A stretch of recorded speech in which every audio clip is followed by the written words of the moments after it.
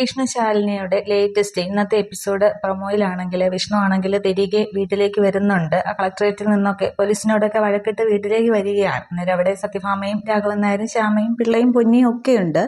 അന്നേരം ഭാമയാണെങ്കിൽ പോലീസുകാർ വന്ന കാര്യം വിഷ്ണുവിനോട് ചോദിക്കുന്നുണ്ട്. എന്നിട്ട് അപ്പോൾ വിഷ്ണു എന്തൊക്കെയോ ഒഴിവ് കഴിവുകൾ ഇങ്ങനെ പറയുകയാണ്, ഇന്നേ വരെ ഒരു പെറ്റി കേസിൻ്റെ ആവശ്യത്തിന് പോലും ഞങ്ങളെ തിരക്കി ഈ വീട്ടിൽ പോലീസുകാർ കാക്കിയിട്ടവർ കയറിയിട്ടില്ല.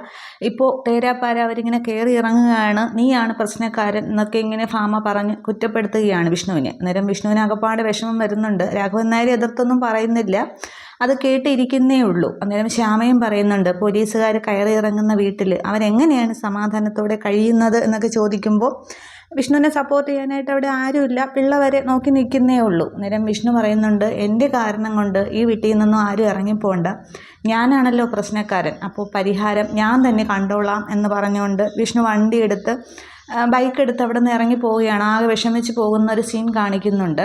അതിനുശേഷം കാണിക്കുന്നത് കളക്ടറേറ്റിൽ കമലിനാണെങ്കിൽ ശാലിനിയെ കാണാനായിട്ട് വരുന്നുണ്ട്. എന്നിട്ട് പക്ഷേ അതെന്താണ് പറയുന്നതെന്ന് കാണിക്കുന്നില്ല. പക്ഷേ കമലിന് സങ്കടത്തോടെ എന്തൊക്കെയോ പറയുന്നുണ്ട്, കരയൊക്കെ ചെയ്യുന്നുണ്ട്.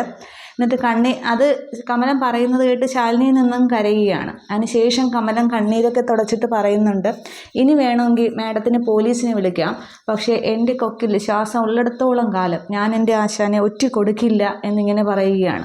അന്നേരം ശാലിനി ഇങ്ങനെ കണ്ണൊക്കെ നിറഞ്ഞിങ്ങനെ ഒഴി കമലിനെ തന്നെ ദയനീയമായിട്ട് നോക്കുകയാണ്. ഒരുപക്ഷെ കമലം പറഞ്ഞിട്ടുണ്ടോ ഇല്ലയോ എന്ന് കാണിക്കുന്നില്ല. വിഷ്ണു ഇങ്ങനെ പോയത് ഗോപാലകൃഷ്ണന് വേണ്ടിയിട്ടാണോ എന്നുള്ളത്, അതോ ഇനി ശാലിനിയോടുള്ള സ്നേഹം കൊണ്ടാണ് ഇതൊക്കെ കാട്ടിക്കൂട്ടുന്നതെന്ന അങ്ങനെ ഒരു കാര്യം ചിലപ്പോൾ പറഞ്ഞിട്ടുണ്ടാവാം. അതെന്താണെന്ന് നമുക്ക് എപ്പിസോഡ് വരുമ്പോഴത്തേക്ക് നോക്കാം. അതിനുശേഷമാണ് വിഷ്ണുവിനെ ആ സ്കാനിങ് റിപ്പോർട്ടൊക്കെ കാണിച്ച് ഡോക്ടർ വിളിക്കുന്നതും ഓപ്പറേഷൻ്റെ കാര്യങ്ങളൊക്കെ പറയുന്നതൊക്കെ. ഒരുപക്ഷെ കമലിന് എല്ലാ കാര്യവും ശാലിനി അറിയിക്കുന്നുണ്ടാവാം. എന്താണെന്നുള്ളത് എപ്പിസോഡ് വരുമ്പോഴത്തേക്ക് നോക്കാം. Okay, thank you.